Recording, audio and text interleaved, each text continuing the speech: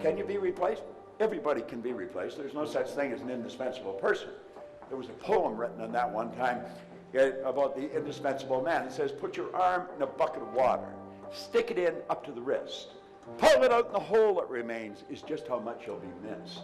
Stir it all you want as you enter, stir up the water galore, but take it out and in no time, it'll be much the same as before. Now the idea is that we can all be replaced. There's no one that's indispensable. But there's some people that are very hard to replace. They're the ones that earn a lot of money.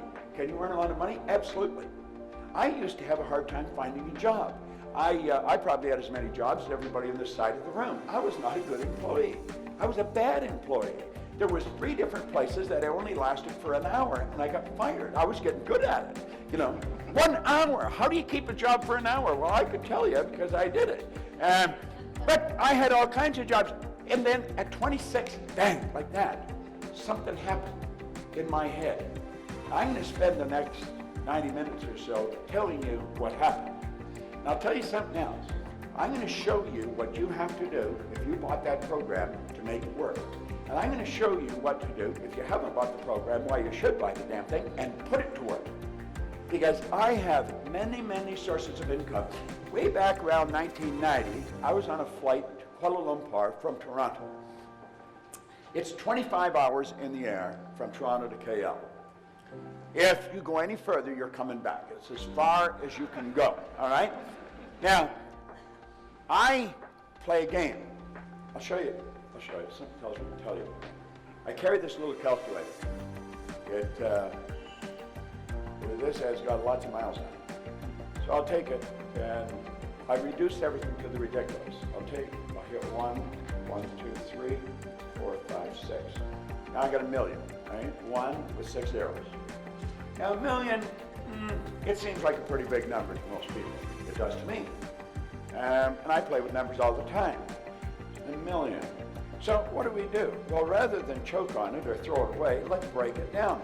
So I'm going to divide the million now by 12 because there's 12 months in a year. See, you can't think time and money at the same time. So I'm just going to think money. Now I realize I got to do this 12 times. I don't have to do it once. Now I'm down to 83,333. Now that's a lot less than a million.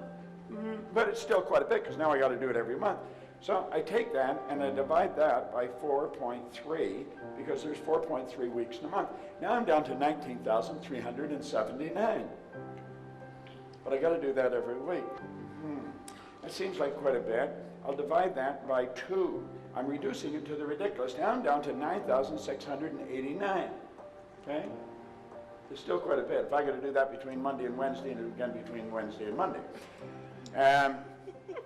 I think I'll divide that now by 86. And you say, why 86? I just arbitrarily picked it. I could have picked 68. All right?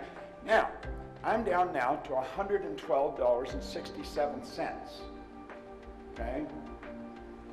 Let me ask you a question, Tina. If I could show you a simple way that you could earn $1,112.67 twice a week. Now think of what I'm saying. I got this down to $112.67.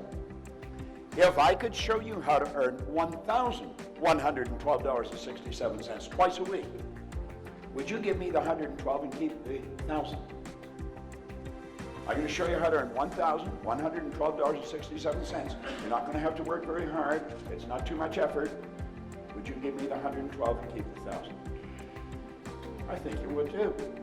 Now, you see, I don't have to think of how to earn a million anymore. I just have to think, what the hell can I get Tina doing to earn $1,112.67 twice a week? And when I've got that figured out, if she'll do it, 85 other people will do it, and I get $1 million coming in. And all I've done is think. Is that a good idea? Yeah. Well, that's what he was talking about. This is it. Don't complicate it. You've got to keep it simple. Keep it really simple. Well, I was doing that on the plane, going to Malaysia. And then I wrote the million on top of a sheet of paper, 1 and 6 zeros. So I had to work with words or numbers. And I thought, I'd earned $1 million back in the 60s. And somebody says, how'd you earn it? I earned it cleaning floors. I don't think it matters what you do, it's how you do it. And I got thinking, what's so different about people that are, so I thought of a few people I knew had earned $1 million, and I started to write their names down, and then I started to get excited about it because I figured it out. They don't have one source of income. He said multiple systems. I called it multiple sources. Bob Allen picked it up and called it multiple streams. But I was on the plane, and I got excited. When I got off the plane, I didn't pay any attention to what time it was in America. I phoned Mark Victor Hansen down in Newport Beach, and I said, Mark, I got an idea. Let's teach people to earn $1 million. We'll put on a program last week. So anyway, he phoned Jack Canfield, and then we phoned Lee Poulos up in Vancouver. And we got a group of us together, and we did this 7 or 8 times. We all had our own companies, so we quit doing it and started doing our own thing again. And that's where the Chicken Soup for the Soul books came from.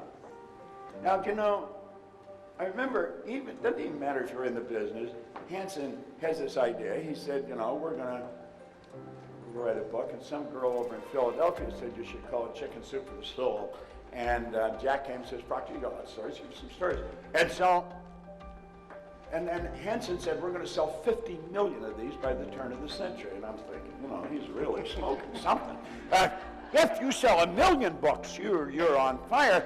50 million. Well, they didn't sell 50 million. They sold 74 million. They've sold over 100 million. Then they sold out to Disney for millions of dollars. It was just an idea. They didn't do it. They didn't write the books. Somebody else wrote the books. They sent in the stories.